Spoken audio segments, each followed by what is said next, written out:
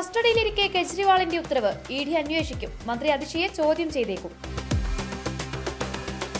സിദ്ധാർത്ഥന്റെ മരണം പുറത്താക്കിയ 33 വിദ്യാർത്ഥികളെ തിരിച്ചെടുത്ത് VC. ഗവർണർക്ക് പരാതി നൽകുമെന്ന് പിതാവ്. രാമായണത്തിലെ ശ്രീരാമനും കളത്തിൽ. രാമക്ഷേത്രത്തിന് പിന്നാലെ വോട്ട് പിടിക്കാൻ തന്ത്രമൊരുക്കി BJP. മധ്യപ്രദേശിൽ ഹോളി ആഘോഷങ്ങൾക്കിടെ തീപിടുത്തം. 14 പേർക്ക് പൊള്ളലേറ്റു. കർണാടക MLA ജനാർദ്ദൻ റെഡ്ഡിയും ഭാര്യയും BJPയിൽ. വെള്ളപ്പൊക്കം 7 ദിവസങ്ങൾക്ക് മുമ്പ് പ്രവചിക്കും. തങ്ങളുടെ AI മോഡലിനെ കുറിച്ച് ഗൂഗിൾ. CAA കേരളത്തിന്റേത് വ്യത്യസ്ത ശബ്ദമെന്ന് പിണറായി വിജയൻ. JNU വിദ്യാർത്ഥി യൂണിയന് 1996 ശേഷം ആദ്യ ദളിത് പ്രസിഡന്റ്.